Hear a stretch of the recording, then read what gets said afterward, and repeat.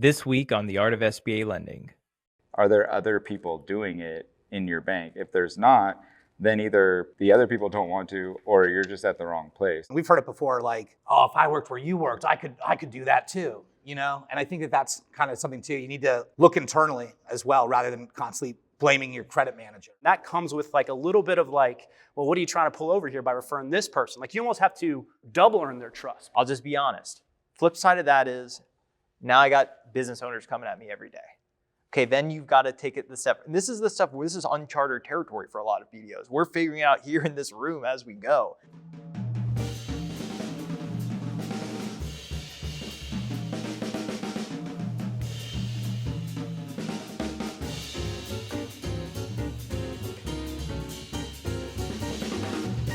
Before we get into the episode, I want to tell you a quick story.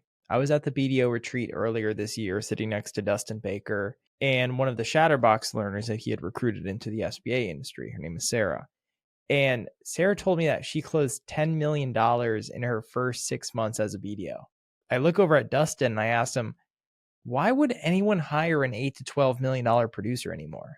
Sarah is one of many Shatterbox learners who has proven that you can take a smart young person with no SBA experience, teach them SBA, and in many cases, they will outproduce seasoned BDOs right out of the gate. Why are we so willing to hire a mediocre BDO with a six-figure salary when you can hire your next rock star, someone with unlimited potential, for half the price? You have no more excuse. Shatterbox has created the best learning platform ever created for the SBA lending industry. Join the 20-plus Shatterbox clients who have already taken the plunge on building talent from the ground up. I'm going to leave a link down below just for Art of SBA listeners. So if you want to learn how Shatterbox can help you hire and invest in bright young talent without breaking the bank, reach out and set up a discovery call today.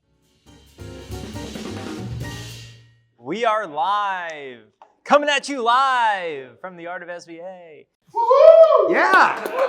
Come on! Scottsdale! So today, we've got a power panel. Jared Johnson from First Internet Bank. Alan Peterson, also from First Internet Bank. And Glenn Giro from T-Bank. Welcome to the panel. So obviously we all came here last night. We're in Scottsdale here at the BDO retreat. We had last night, we had today, we all did all the workshops. How's it been going for you, Glenn? Just give us a sense for what's been going on here. Yeah, no, I love it. This is my fourth BDO retreat. I'm an every year participator, and after a while, you're just coming and you're hanging out with friends at this point, which is a lot of fun. So yeah, enjoying this and appreciated to be part of this panel. I feel like I represent the common man, by the way, with these two superstars over here. Somebody has to do it. You know what? You're still at the top. In the grand scheme of things. I know this room's a little bit different. Average production in here is like 50 million or something crazy like that. You'd have been with us all 4 years at this retreat. So has Alan. You've been here all 4 years. What's been your biggest takeaway so far? As always, every year, it's great just to connect and have a transparent discussion with my peers in the industry of what's working and what's not working.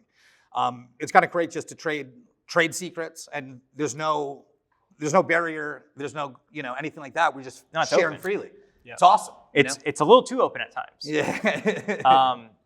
So Jared, you've been to you come to every other one. You're an every other year guy. I'll be here next year. You were in Malibu in a helicopter. It was Maui. Sorry. How has this year been? Thanks.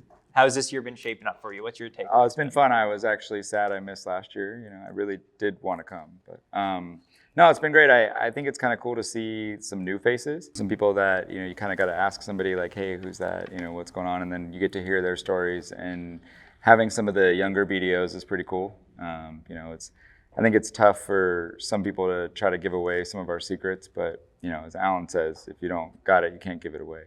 Absolutely, yeah. Or is it you can't give it away if you don't got it? Yeah, you can't give it to somebody if you don't really got it. Okay. Yeah. See, obviously I need to work on it. You'll get there. All right.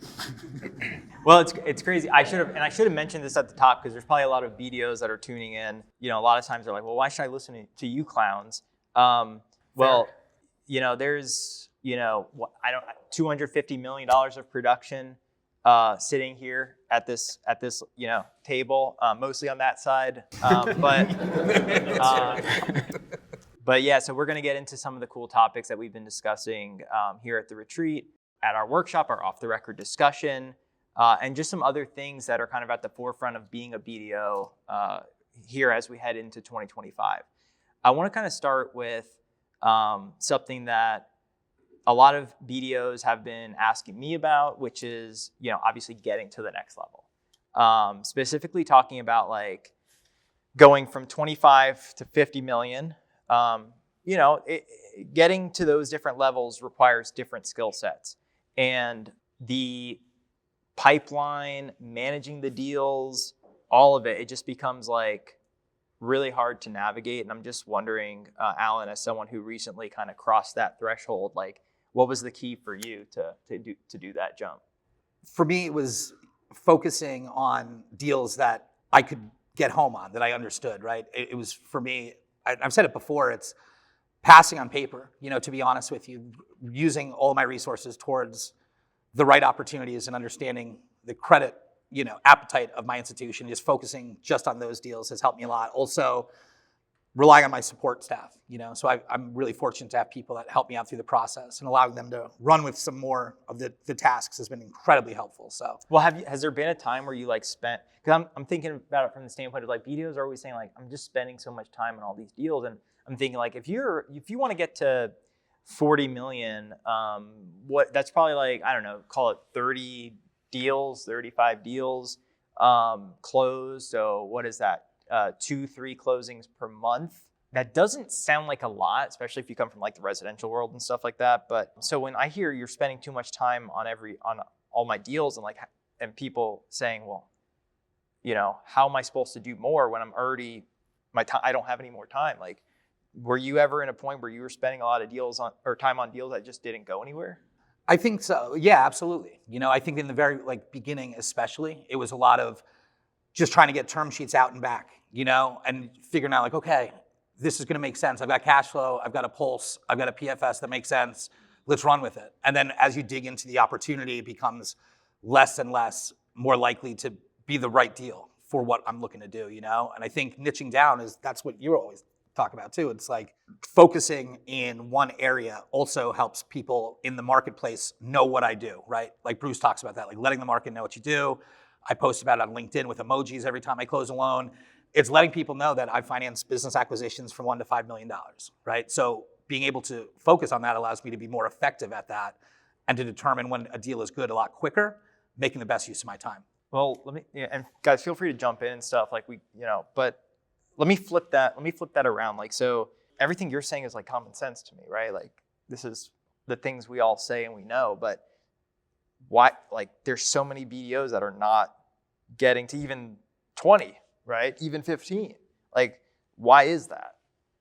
What are they doing that is holding them back from reaching those points? Yeah, well, I'll say everybody wants to just take this position and feel like, I want to do 40 million, right? It's so easy to say it. I look back kind of when I was getting into it, there's really two things that you have to become an expert in. And I will say these are the two things that any top producer, an attribute that they have, which is you have pretty in-depth knowledge of the actual SBA program. Like, how well do you know the SOP? If you're relying on your eligibility team to answer questions on how you potentially structure a deal, then you're kind of already behind, right? Because now you're having phone calls where you can't really give answers to potential questions or even get in depth to a structure that may or may not even make sense in terms of SBA eligibility. So how well do you know the SOP? And that just takes time and how much effort you're going to put into learning the program. And the second thing is, how well do you know your own credit box? I mean, how many times are you bringing a deal that you think is good only to get shot down because the bank that you're at just doesn't like those type of deals? And that's time and effort that you're taking away from focusing on deals that you should be looking for. And instead, you're taking up the time of the bank because you're submitting deals that they generally don't like. And so first and foremost, how well do you know the SOP? And then how well do you know your own bank's credit policy? I mean, I think that's kind of where you got to start if you want to be a $20, $30, $40 million producer. Yeah, I just think some folks are just not cut out for this, and they just found themselves somehow in the role, like, through bank. They're a banker. They went over. They did a couple SBAs. Now they're in the SBA side, and they have somewhat experience, so they get hired, and it's just like, they're just not, their mindset's not right. I mean, this is like private equity. This is like investment banking. This is a career that takes deal making ability. It requires, just really smart communication, skill sets that are found in the highest forms of like financing careers. Yet there are some folks that are able to get in here because they've closed a couple SBA deals, and they could say like, yeah, I have some experience, and folks will just give them a job. So I think that's part of it. But like, I also get the question, like, is it me or is it my organization? Like at a certain point, you are capped out, right? Like of what you can do at any given organization. So if you're at 25 trying to get to 50, but no one's ever done 25 at your shop, do you think it's possible to sort of break the glass ceiling, or do you think it's just like you've hit the ceiling when you're at that point? Well, that was basically what I was going to say, is like you may be at the wrong bank, depending on what you want to do. And I think kind of going back to your first question of like, how do you have all these people that are doing 10, 15 million? Like, why aren't they doing 40? Why aren't they doing 50? I think the first kind of question is like, do they want to? You have to really want to do kind of more than that. Some people are fine with that and they kind of just skate by, keep their job. They enjoy their life that way. But if they want to do more, then you really need to take a look at, is it possible? Are there other people doing it in your bank? If there's not, then either the other people don't want to, or you're just at the wrong place. I mean, I spent 6 years at a larger bank, and I would be in the top 2, and we'd do like 27, 30 million. So at that level, you think like, oh, I'm doing really well. And then you'd hear of people doing 50, 60, 70 million. And you're like, oh, so it's actually possible to do more. And then, ended up being that bank was very conservative. I would probably look at 75, 80 million and only be able to do 25 to 30. So sometimes you need to go to somewhere else that, either specializes in what you're actually working on in your niche, or they just have the capacity and the ability and they want to do more volume. Do you guys notice too, though, when I've talked to folks that are not satisfied with their performance, it's very often, we've heard it before, like, oh, if I worked where you worked, I could do that too, And I think that that's kind of something too. You need to look internally as well, rather than constantly blaming your credit manager or blaming this or that, or, I think that it's a mix of the two. There's certainly restraints in different institutions and what you can really achieve there. But if somebody else is doing it and you're not, I don't think that the answer is the blame game. I think you got to figure out, what are you doing? What's your part in all this? And take some accountability. And your approval rate. Like, how many of your deals that you submit are actually getting approved, right? And there's a difference between getting a deal declined that you think is quality because your bank is more conservative, right? Right. And that's when you have to reflect and say, okay, is this the right bank for me? Because if I was at another bank, now maybe these deals would be getting approved and I could reach those levels. Or it could be a situation where it's not so much the approval rate, where it's just or I would say for growth, it's the referral business, repeat referral business. Like, how many people are you doing deals for? And they're sending people back to you. I mean, I like to think every time I close a deal, it's a walking billboard for me, right? Because family member, friends, they're going to let them know, hey, I just bought a business or I just closed a loan. And they're going to ask, well, how was it? How was the experience? And of course, SBA lending is extremely difficult. And we all know that. I mean, it is a pain, but the way that you communicated with them, the way that they felt with you kind of guiding them through with it, that's a lasting impression. So it's either going to be, yeah, it was tough, but I worked with this guy named Glenn and he was awesome. So if you're ever interested in buying a business, you should talk to this guy. Or it could be, God, this guy Glenn, he was hard to get a hold of, it was painful, and then that's a potential referral source that was lost. Every deal that closes is a referral source. I mean, think about it like that. And so that's, again, and then you put in the time. You've got, after 4 or 5 years, you've got 150, 200 referral sources of people out there that can hopefully speak to your professionalism and just how knowledgeable you're about the program. Well, and it's like the old adage, like it's easier to retain, a customer than it is to go find a new one. So, to retain, you just got to be really excellent. And, we had Jim Mueller today. He's still sitting here over there. Shout out to Jim, by the way. Let's liven it up. We're in person. We're in Scottsdale. Krogi's falling asleep. Come on. But he was talking about, creating raving fans. And that's exactly what you just said.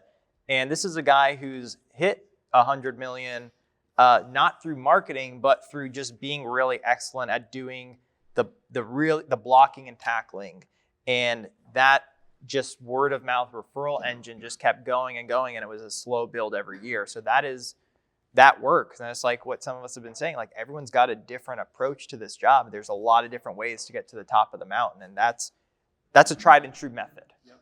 It's also probably the hardest, right? Because it takes time. Yeah.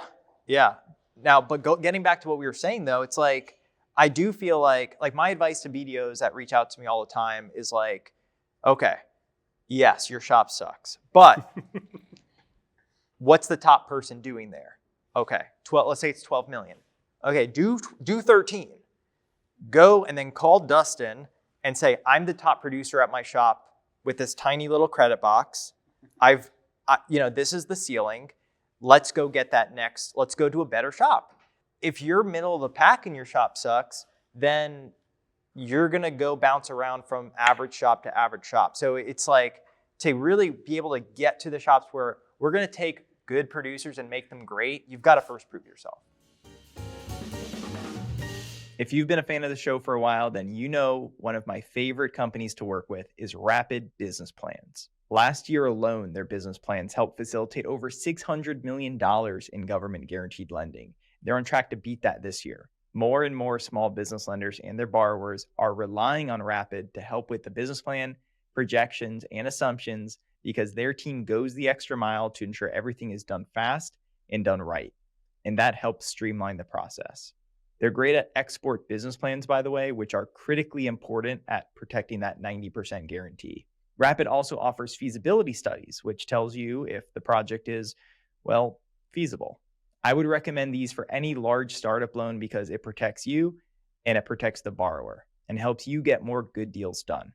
Go to rapidbusinessplans.com to set up your Get Acquainted call today. Find out why so many top producing BDOs recommend Rapid to their small business borrowers. We're going to leave a link in the show notes just for our Art of SBA listeners. Now let's get back to the show. All right, let's move into the next segment, which is unique thing about the four of us here on this panel is we're all YouTubers. Do you realize that? Kind of weird. So it is a little weird. What made you go into content, Alan, and start doing it? I thought it was just, honestly, it's a lot of fun, but it's a really great way, I think, to get your message out and to let the market know who you are, what you do, and try to provide some value where you're memorable, you know? So for me, it's the future. It's what everybody's doing. I unsubscribed from the email blasts. Shoutouts Harvest. I get an automated from every single one of you guys every month, even folks I don't know. Don't laugh too loud, Celtic. You guys do it too. But it's like what I like doing about it's just different and it separates you. And you got to be vulnerable and put yourself out there a little. I like it. It's fun. Yeah, definitely. And I love the man on the street stuff you've been doing. That's been awesome. Oh, yeah. That's been really cool. Yeah, I think when I started with content, it was really because I felt like there wasn't any good information. So obviously, like I specialize in business acquisitions, and I felt like if you go out and you tried to find information about buying or selling a business, you really couldn't find much. And so that was kind of my whole reasoning for it. Obviously, the way I kind of looked at it is if I'm providing education, I'm providing good content, then people will understand what I do as well and end up getting business out of it. And then from there, it just kind of evolved into covering other topics. And I'll say when I came the last time to the BDO retreat, you talked about being different and doing something that other people didn't want to do. So when I was sitting there, I was writing notes about what I wanted to do different. And so I think we also were talking about trying to find a way to kind of balance spending time with family. So then I came up with an idea to involve my kids in the content, right. And it ended up doing pretty well. It was fun, and that was good stuff. Yeah, so that was kind of why I brought them into it. But I got the idea from coming to BDO retreat. And is that coming back in 2025? Yeah, I think we'll get back around to it. All right. And so, what was your thought, Glenn? Because it's traditionally BDOs are forming referral sources, and with content, it could be a lot of more direct, inbound leads from business owners. Was that part of your decision-making process at all? Yeah, I got lucky. I got invited to be on somebody else's podcast kind of early in my career. I don't know if anybody knows this, but that video YouTube video kind of went viral. 176,000 views, right? 176, 167 now, I think. Yeah. I was And, actually just watching it outside to yeah, try to yeah. get those numbers up for you. So you're welcome. Just Glenn. like episode 76. Yeah, episode And, 72. And what it taught me was that there's people looking to educate themselves on this. Like SBA loans are not a secret like they were a few years ago. A few years ago, you said SBA and nobody knew what you were talking about. Nowadays, not only do people know about this agency, but there's actually a positive like sentiment to it, right? Like I remember when I was doing more conventional lending, SBA was like the last resort lending option. Like you almost had to resell the business owner on SBA. And they would be like, what fees and all this, and what do you need to collect? It was taboo almost. It's completely changed. So much so that now people are looking for information, they want to be educated. And what I learned is that when people see you on content and you're genuine and they feel like you've taught them something, there's a level of trust that has been automatically built in. And it's such an advantage when somebody reaches out to you and says, hey, I saw you on something, I really liked what you had to say, I'd love to talk to you, because that trust is built in right away. And what you'll notice is that the competition is not there anymore. Because when a broker refers you a potential buyer, that person is typically shopping at a few different lenders, and they don't have any loyalty to you. You're the referred person from the broker, and a lot of time that comes with like a little bit of like, well, what are you trying to pull over here by referring this person? Like you almost have to double earn their trust because you weren't, they didn't seek you out, that you actually were kind of brought to them. And so to me, that was a valuable part of the relationship. And obviously, I think that's the direction of what a lot of people are doing now, like finding people they trust and working with them versus kind of walking into the branch. That kind of model is gone. And then ultimately, like kind of the broker referral is now a thing that people will tend to look for other options as well. So it's kind of worked out well. And that's why. I think you have to at this point, because when you call a broker today, first thing they're asking is how much do you pay? Okay, let's just be honest. It's not all brokers, but it's most of them. And they're the ones, they're doing content. They're really good at content. And they're getting traction. They're good at marketing and bringing in leads and all this stuff. And so they're taking that and they're bringing it to lenders, and they want to be compensated for that. That's totally fair. But I'm paying a point, okay? So now I don't get any of this deal flow over here because I'm unwilling to pay 1.5 points, 2 points. Well, I want that deal flow. So I'm gonna make videos that are better than those brokers' videos, and I'm gonna circumvent them in those cases. Now, I'll just be honest. Flip side of that is, now I got business owners coming at me every day. Okay, then you've got to take it the step. And this is uncharted territory for a lot of BDOs. We're figuring it out here in this room as we go. Because it's like, okay, now how do we deal with this? That's what we were talking about today. Like Jared shared some of his systems and stuff like that. So I just think it's such an exciting time to be a BDO and a content creator. Yeah, it's awesome too, having people like get a benefit from something you put out and come to you directly. Hey, I saw this video. I'm curious. I'd like to buy a business. I'd like to know more about X, Y, or Z. It's a lot better experience than the broker kind of like you described, Glenn. It's like that sort of, it's an arranged marriage, and it's kind of awkward. This is different, where you can be an advocate for the borrower and make sure that they understand all the moving parts of the process. At that point, you don't lose that relationship because you've created such significant value. And I see your approvals. You do a lot of self-source stuff, Oh, and I saw there's a broker I was working with that had really good content. They had the process, and they go out and they sold the borrower on this process, and it was a very nice process. Only problem is it wasn't my process, so they've sold a process that isn't my process, yet they're sending me the deal. So this goes for answering questions, structuring the deal, setting expectations. The broker's doing all of that, and it's just one of those things where it's like it comes to you.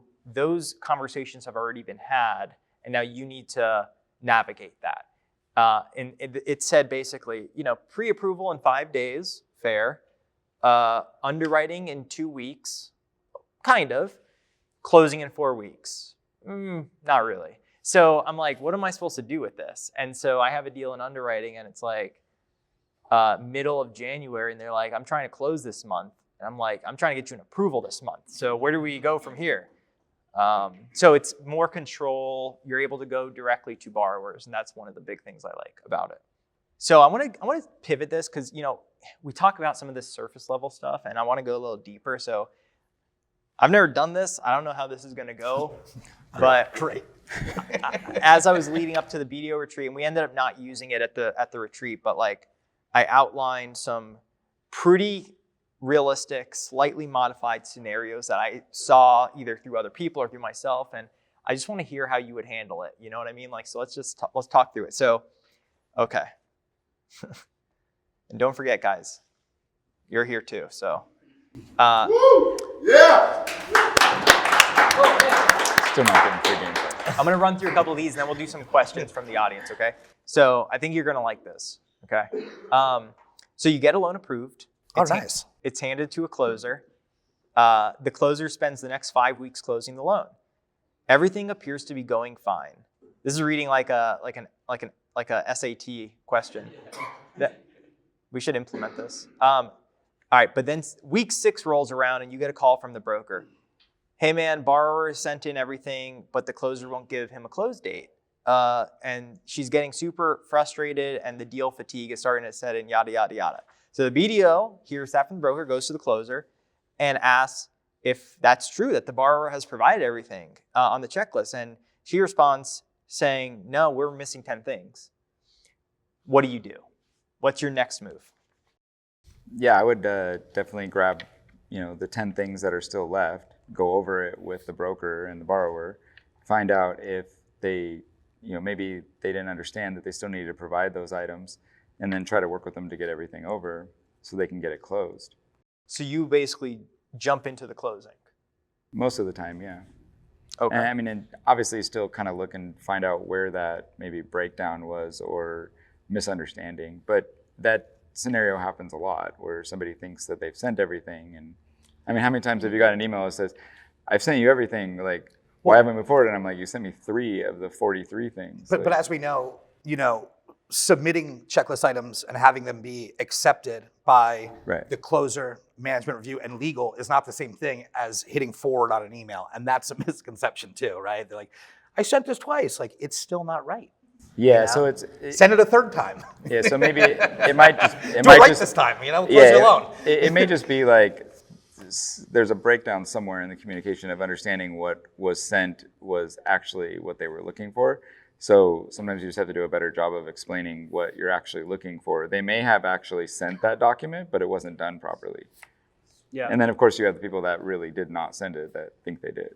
Yeah, so obviously miscommunication, but I will say this, and as kind of the BDO, and I'm at a shop now where we have a closer that kind of runs with it, right? And I asked to always kind of be CC'd on emails because I want to kind of know what's going on.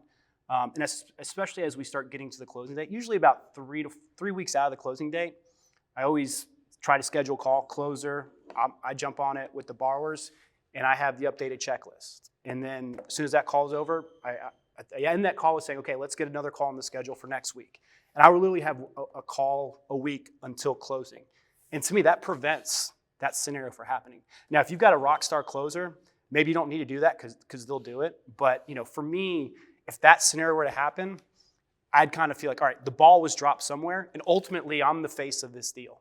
And so that's where, you just try to prevent that from ever happening. Well, I 2 thoughts come to mind. One is, if you do that, let's say, Jared, and you jump in and say, hey, we're going over X, Y, and Z, and I think that's probably the move, but it's like, I guess it does depend on the closer, because some closers may be like, well, why are, I got this, but obviously they don't if that occurs. The other thing is the communication and the expectation. Like, if they think forwarding an email is the same thing of a closing condition being, reviewed and approved and marked off a checklist, is that something we should be integrating into our sort of education up front so that they realize like what it actually means to clear a closing checklist? Yeah, we do a kickoff call, and I'm lucky. I work with the best closers I've ever worked with ever. Like, they're fantastic. So that's awesome. On what we do on our kickoff call is we manage those expectations up front. We say, listen, if you need to close by this date, you need to have everything in. Not just submitted, but approved, corrected, Yeah, I'm always explaining that part to them. I stole that from you. Yeah. So, but and then they go, okay, so you're telling me if I want to close by this date, I have to have and then they know. Then there's not the surprise. It's that easy sometimes. Yeah, and you just take it a little step further. You're explaining to them like, yes, we need to have everything there, but you also have to understand that there are several people that review things within our process, and just because you sent over a purchase agreement 5 days before you want to close doesn't mean that it was done properly. Right. It has to be reviewed by legal, it has to be reviewed by other people to make sure that there aren't any corrections that need to be made. So I try to be really clear with that up front. And then, I mean, I have a closing assistant, and that's basically how I taught him, is that's how you have to talk to people. And you have to continually explain that a lot of times, especially when sometimes you do have a referral source that is just pushing and pushing and pushing. It's like, they need, I guess it's a little bit easier just to keep coming back to that. Remember what I told you? You need to have every single thing in here, and it has to be done right.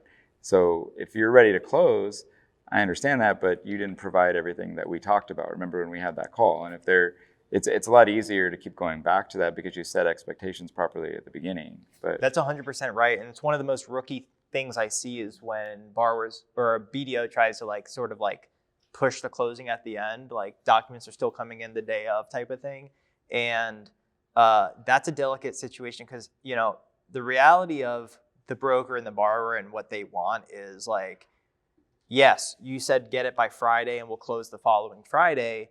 Here I am on Tuesday sending you those items. I still want to close Friday. Right. And then, you know, that's when you have to decide, what do I do there? Do I go to my closer? Or do I go to the borrower? Where do I push? It was great. Jim, you talked about this earlier today. It's like, you don't want to be that guy that, it's a rush deal, we got to close. You know what I mean? Like it's suicide for internally, you know? Like you don't want to be that guy that's trying to push everybody because the parties involved did not meet the expectations that were clearly explained. As long as you've clearly explained them and they haven't met those expectations that were clearly identified and communicated, that's it. You know, you don't need to put a gun to somebody's head and say, we got to close this by Friday or what? Then you're going to lose your broker? Big deal. Well, but that's the thing though, like we're this is juxtaposed against the most competitive time in the history of our program. So sometimes it's easy to say these things, but reality is like there's BDOs that are like, you know, they are out here trying to make it. They make all these calls to get that deal, to get it to this point, and it's finally at closing. The stakes are so high for them. They basically need that deal. It's not a position you want to be in. When you say rush, you're acting like there's not things that just take time. It's not a matter of, hey, if a few people just work late, then we're going to be good. I mean, setting up insurance. I like the way you put like, that. Yeah. life insurance takes time. Making sure that there's no liens on the business. I always use a SBA purchase protection, agreement. man. They're great. I honestly, and did a great job earlier talking about this. Like, if somebody's trying to say they need it to close in 30 days, then it's like, listen, the reason why it takes time is because we want to make sure you're getting a nice, clean business that values that. Like, we're doing this for your protection and the bank's protection. This is probably the biggest transaction in your life. You want to rush through this, if you explain it to them that way, I just feel like the pushback is not as great. Well, you're reframing it. Yeah, That's exactly. such I mean, how many times do we have to amend the purchase agreement? Like, it could be like the 7th of the month, and it'd be like, just put it at the 31st. Right. So we don't have to keep going back and forth. Like, you tell them that because, listen, is it really a deal breaker if you close on the 11th instead of the 8th? So, again, it's just setting these expectations and letting them know why. I mean, why is the reason why we have to take some time? I mean, who's going to push back? Build an interim interest into your estimated closing costs as well. That's right.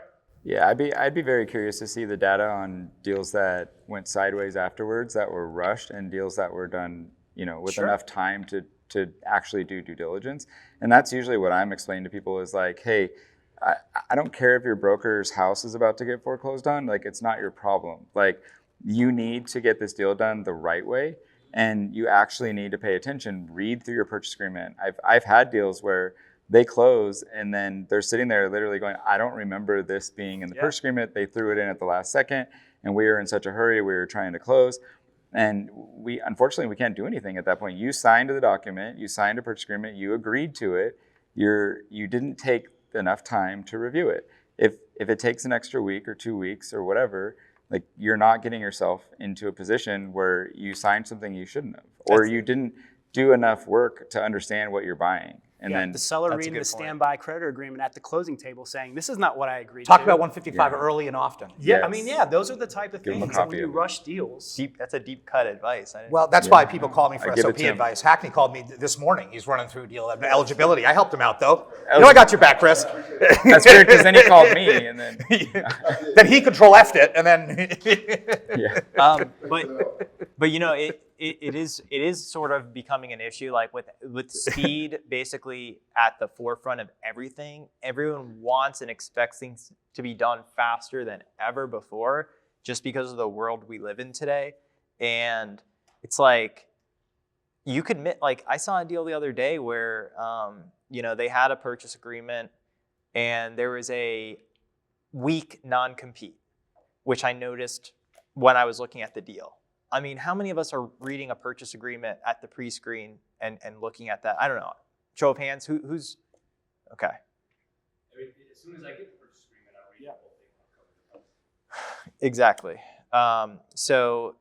So yeah, you know, you have to sometimes slow down and kind of look at your deal, because a couple extra minutes up front can save you just hours of work on a deal that never is going to happen.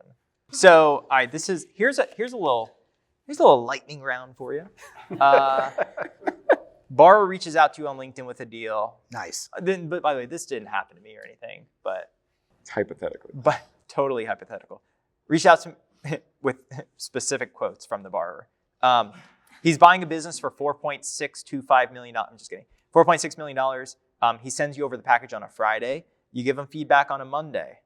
He was putting 10% down, but only $50,000 was coming from him, the rest from investors. So basically 1% down. Zero collateral. Cash flow was okay. Background looked transferable, not direct. So, you know, I went prime 250. Sue me. But I said you got to put in at least 100,000. Okay, 50 is a little weak, and you have 700,000 liquid. Okay, fair. So I sent him an email saying, so if that approach works for you, then my next step would be to get on a call, do a deep dive, go a little further. Here was his response. So he's talking about, you know, me asking him to put in 100 instead of 50. He goes, "What metric are you looking at? You should be pricing this in the prime plus 1 to prime plus 150 range."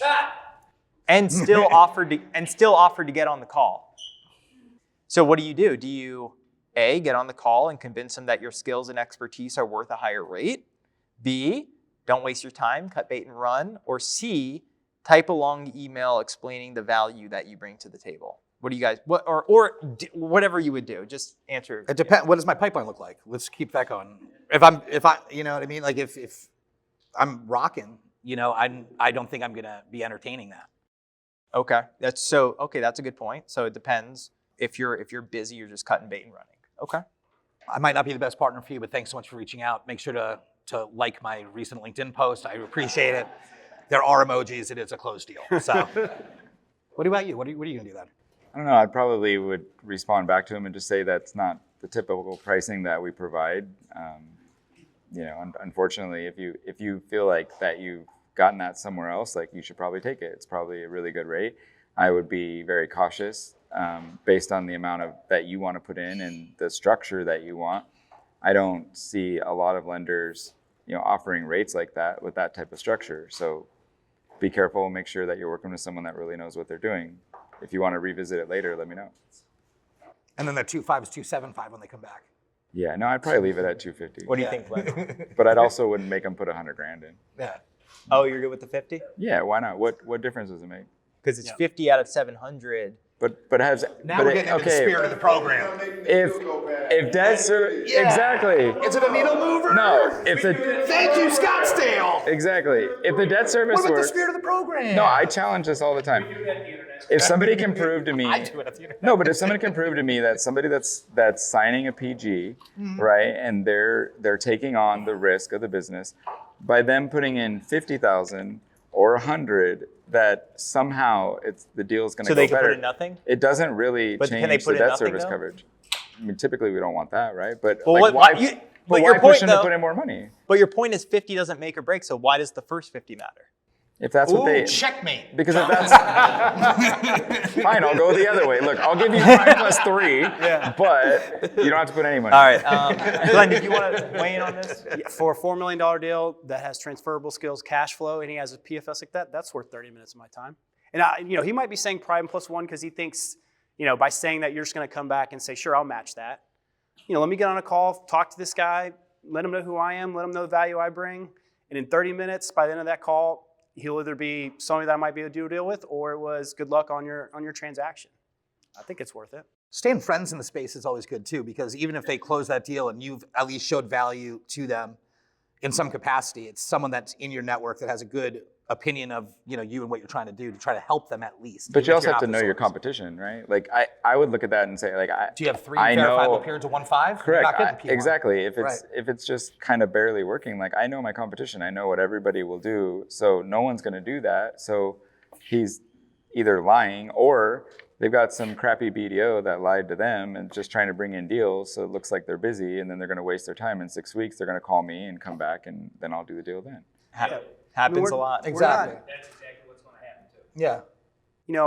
One thing I love about this job is I'm not selling you on an SBA loan. Like, I'm providing you an option. It's completely up to you whether you think this is your best option or not. So I'm not trying to convince you of anything. If we talk and you've got a bank that's going to give you prime plus 1, like, good luck. I'm not going to try to convince you or change your mind or pitch you something that I don't think is a good fit. So, from that standpoint, it's such an easy conversation for me, because here's what I can offer.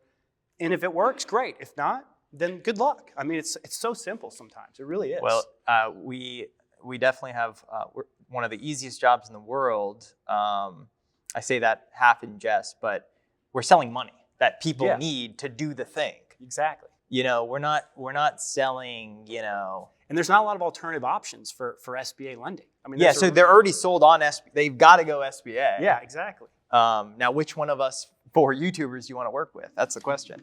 All right, I got another one, and this one is going to be juicy. Your top broker sends you a deal on November 10th. It's a rent replacement with 2 periods of cash flow in a tough industry with declining trends. 100% financing real estate purchase with cash flow, declining trends, risky industry. Got it? They want to close year end. You tell him you cannot commit to that.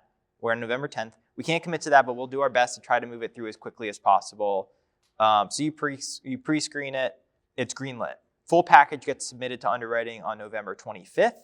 So about 2 weeks later, you present it to committee on the 19th. So about 3 weeks later, committee member says, I don't like this deal. I don't like this industry. They ask a bunch of questions. They say, can we get a down payment? Can we jack up the rate? What do you do?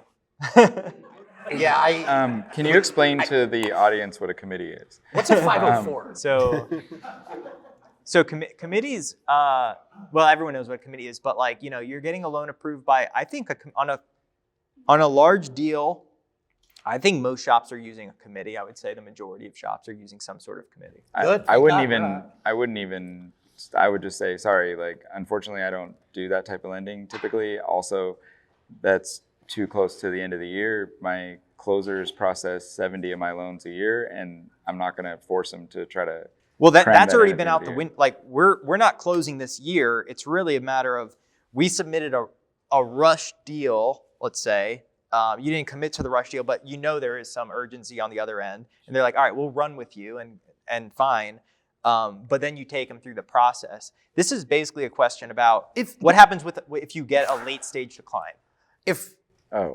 I thought it was more about what happens when a commitment letter doesn't look like a term sheet, right? Because if they'll approve, but let's double the seller note for some strange reason or whatever, right. Then that too.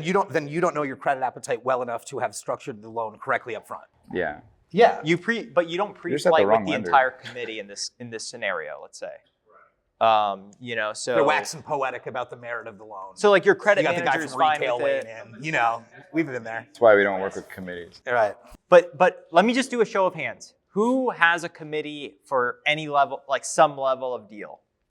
And I have one, so I'm going to raise my hand. So at least half the room, if not more, has committee. So the answer, I'm not going to work there, if they have a committee is fine if you're Jared Johnson and Ryan Kroge. But for the rest of the people who actually have to deal with that, because I get those deals, like I've closed 3 of those this year. I mean, you said high risk industry in the profile, right?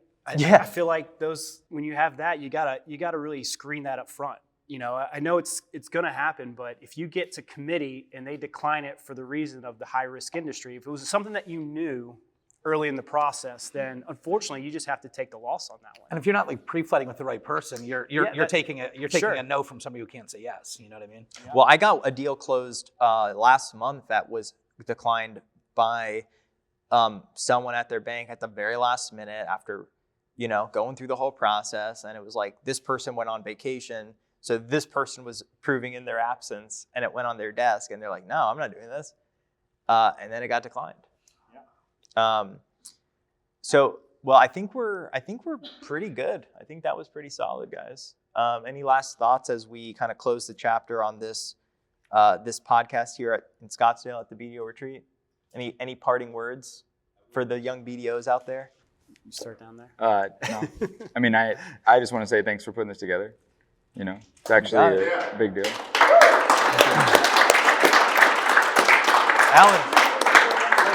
Alan, man, I still, I look at that message you sent me a few years ago about, hey, thanks for the podcast, when you were just getting into it. Yeah. I look at that message every night, and here you are, 70 million last year. Well, I do have a picture of you in my locker. So yeah. Thank you. No, but thank you for being a part of this panel.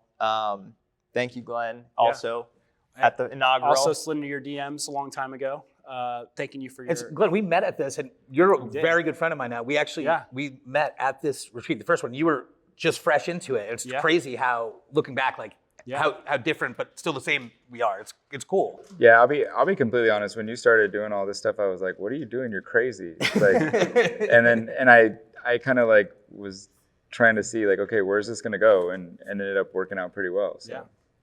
I didn't know where it was going either, so don't worry about that. It's just part of being a YouTube star. And let's put it together for Madison, who really makes it all happen.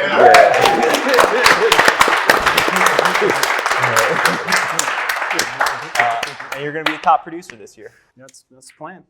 Good. Get this guy's circle. Well, thank you, fellas. Thank you all, audience, for being here. That does it for this episode of the Art of SBA. Until next time. Ta-ta. Ta-ta. All right, that's it for this week's episode. If you want more SBA content, you can sign up for our monthly newsletter and check out our sister shows, SBA Today and The BDO Show. We'll leave a link in the show notes. And don't forget to subscribe to this podcast so you never miss an episode of The Art of SBA Lending. Ta-ta.